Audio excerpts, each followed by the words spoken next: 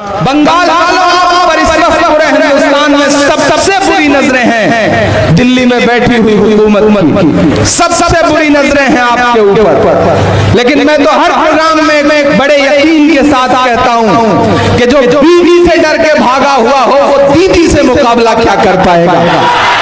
जमाना अगर दुला है जान लेने पर तो क्या डरना, हथेली पर सजाकर हम भी अपनी जान निकले हैं, हथेली पर सजाकर हम भी अपनी जान निकले। नया पाने की चाहत में पुराना छूट जाता है, तुझे अपनाऊं तो मुझसे जमाना रूठ जाता है।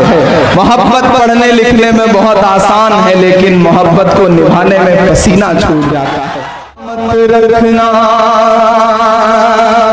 ये जो मिट्टी है इससे मेरा रिश्ता क्या है, मैं इसे 4 मिसरे में बताता हूं कि मुस्कुराती हुई तहजीब को गुमसुम किया है तूने, भारत की फजाओं को जहन्नुम किया है। अगले जो 2 मिसरे हैं वो पुकारते हैं फिर से आपको कि मुस्कुराती हुई तहजीब को गुमसुम किया है तूने, भारत की फजाओं को जहन्नुम किया है। मेरे भारत से मेरा रिश्ता कुछ इस तरह का है, हमने इस मुल्क की मिट्टी से तयम्मुम किया है। इतनी पाकीज़ा इबादत को सलामत रखना मेरे मौला, मेरे भारत को सलामत रखना, मेरे मस्कन मेरी जन्नत को सलामत रखना। हो जब तक रब ना चाहे, हर दिन नफरतों की बातें हैं, हर दिन साजिशें हैं और ट्रेवल एजेंसी खोल दिया भाई लोगों ने, कहते हैं ये पकड़िए टिकट पाकिस्तान चले जाइए। मेरा दोस्त महशर अफरीदी एक शेर कहता है कि वो चाहते हैं कि हिंदुस्तान छोड़ दें हम, बताओ भूत के डर से मकान छोड़ दें हम। नफरतों का लिए तिरपाल चले जाओ तुम, बाकी छोड़ो इसी साल चले जाओ तुम। यहाँ से वहां तक, वहां से वहां तक, कसम है एक हाथ को अगले मिसरे से आपकी तालियों का शोर कम से कम 45 सेकंड तक ऐसी नफरत वाली ताकतों के कान में दर्द पैदा करे। मैं जो मिसरा पढ़ने जा रहा हूं कि नफरतों का लिए तिरपाल चले जाओ तुम, बाकी छोड़ो इसी साल चले जाओ तुम। हम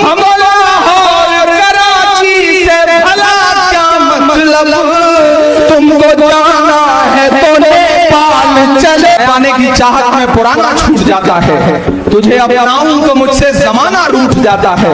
मोहब्बत पढ़ने लिखने में बहुत आसान है लेकिन मोहब्बत को निभाने में पसीना छूट जाता है, मोहब्बत को निभाने में पसीना छूट जाता है। कि नफरतों का लिए तिरपाल चले जाओ तुम, बात की छोड़ो इसी साल चले जाओ तुम। हमको लाहौर कराची से भला क्या मतलब, तुमको जाना है तो नेपाल चले जाओ तुम।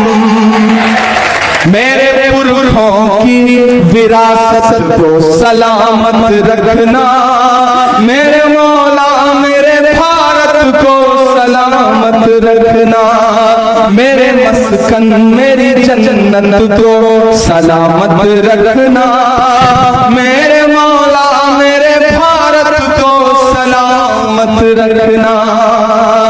और जाते जाते बस 2.5 मिनट आपसे और गुफ्तगू।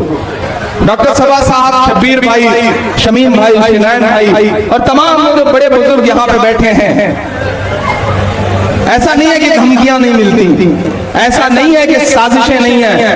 ये वो दौर है जब कलबुर्गी से लेके पंसारे से लेके गौरी लंकेश से होते हुए पुण्य प्रसून वाजपेयी और अभिसार शर्मा और रवीश कुमार तक, ये वो दौर है जो कलम को खामोश करने की साजिशें चल रही हैं। लेकिन वो ये भूल जा रहे हैं कि ये जो कलम है, ये जो हमारा कलम है, वो न तो बिकेगा, न तो झुकेगा, न तो टूटेगा इंशाअल्लाह।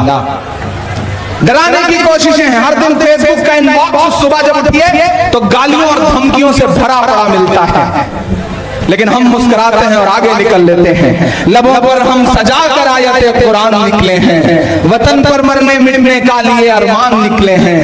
जमाना अगर दुला है जान लेने पर तो क्या डरना, हथेली पर सजा कर हम भी अपनी जान निकले हैं, हथेली पर सजा कर हम भी अपनी जान निकले हैं। क्योंकि कुछ जिम्मेदारियां हैं जो हमने अपने कलम से बरतते हुए जो एक कसम ली है।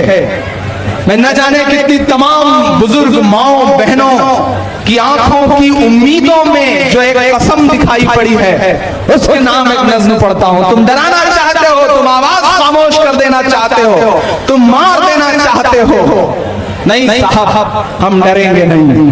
कि सच बात की पैरोकारी है, सौ झूठ पे एक सच भारी है, हर दौर में सच के साथ रहे शायर की जिम्मेदारी है, शायर की जिम्मेदारी है। मैं आग से लड़ने निकला हूँ, अंगारों से क्या डरना, क्या डरना।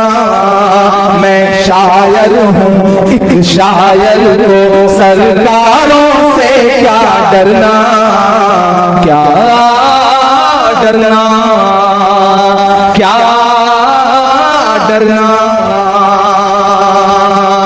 शमीम, मैं आज से पहले आपको शायर नहीं मानता था, लेकिन आज आपने 3 शेर सुना करके हमारी बिरादरी में अपना नाम रजिस्टर करवा लिया, तो ये नज़्म आपकी तरफ से भी पढ़ रहा हूं। मैं आग से लड़ने निकला हूं, अंगारों से क्या डरना, क्या डरना।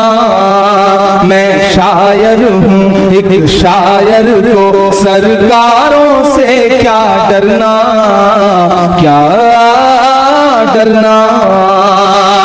एहसास की शिद्दत मरहम है, लफ्ज़ों में खुशी नाम है, इस बात पे बस ईमान रखो, हर जुल्म की उम्र बहुत कम है, हर जुल्म की उम्र बहुत कम है।